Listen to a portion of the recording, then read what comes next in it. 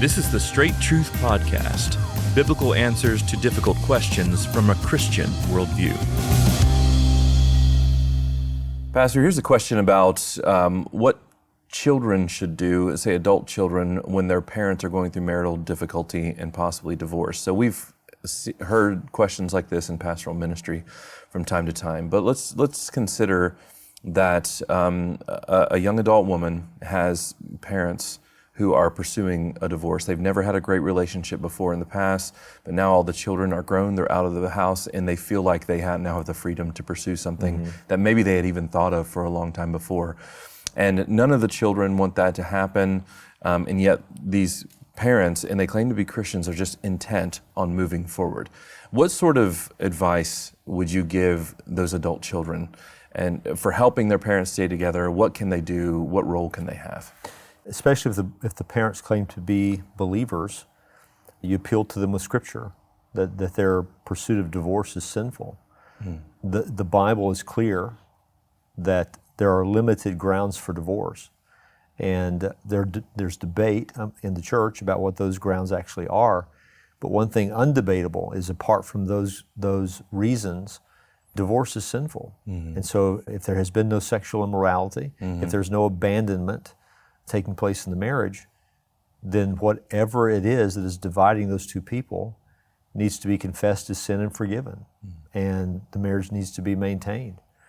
In Matthew 19, the Pharisees want to talk about divorce. Jesus wants to talk about marriage. And so I would do that with my parents. Let's talk about what marriage is, Mom and Dad. I mean, this is a serious thing you've entered into.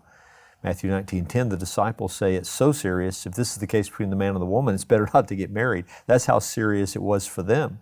So, Mom and Dad, is it that serious for you? You made a vow to God and to each other. So that's one thing. Talk to them about the sinfulness of what they're pursuing. The second thing I might do is reach out to their church. If they're not in your church, if they're in your church, if they won't listen, that's the time to go to the elders of the church and start with two or more, right? Trying to help your parents that way. If they're in another church, and I've heard this more than once, and this is discouraging, that the elders of the church where a family member might be going, there's no discipline of sin in that congregation. But if your parents are in a healthy church, I would encourage you to reach out to the leadership of that church and make sure they know what your parents are dealing with. And if they don't, tell them and ask them to engage your family. If you have siblings, maybe before you take the church step, if you have siblings, then reach out to brothers and sisters and bring them in on the issue as well, especially, obviously, if they're believers in agreement with you.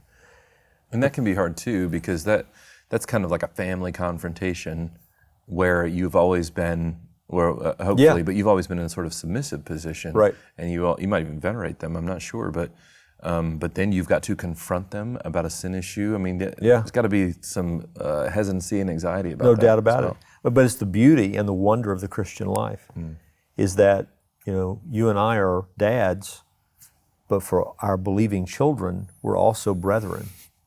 And so as I was raising my children, I had God-given responsibilities as a father, but now that my children are grown and are believers, they have God-given responsibilities toward all their brethren, and that now includes me. Yeah. So if you see a brother in sin, hurting himself and hurting others, you're to go to them. You don't wait for them to bring it up, you go to them. And that holds true even when your parents are in sin, or a brother and sister, a sibling is in sin. Sibling. We can't let family relationships get in the way of our God-given responsibilities.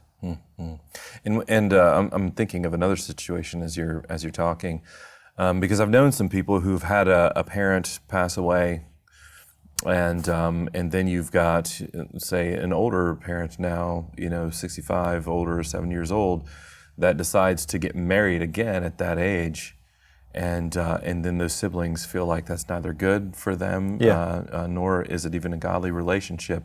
Is it just a similar sort of thing? Just call them to be faithful to the Scripture, to talk to their church, that sort of thing, or would you approach it any differently? Yeah, that's a fantastic question. I've actually dealt with that myself with one of my parents. One of my parents has passed, and the other one living, and there was someone interested in in marriage with them at an older age. And so what you do with your parent, I think, in that situation is you recognize and you empathize with their loneliness. That's usually one aspect of what drives that. Two, you recognize they're not sinning if they decide to get married. Yeah. They're not. The scriptures make that clear.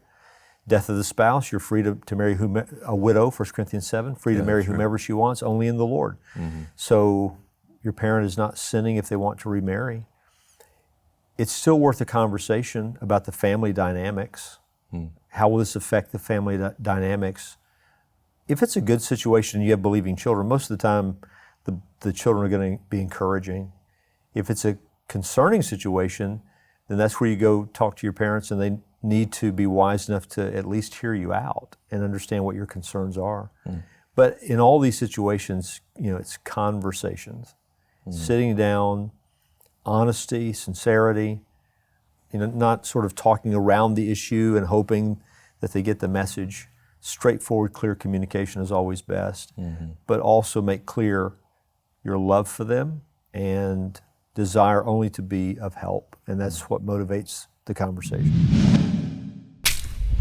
Thanks again for joining us for this episode of the Straight Truth Podcast. Now, Straight Truth is listener supported, so if you'd like to find out ways how you can help us to continue to produce this podcast, you can go to our website and find out ways to do that, straighttruth.net.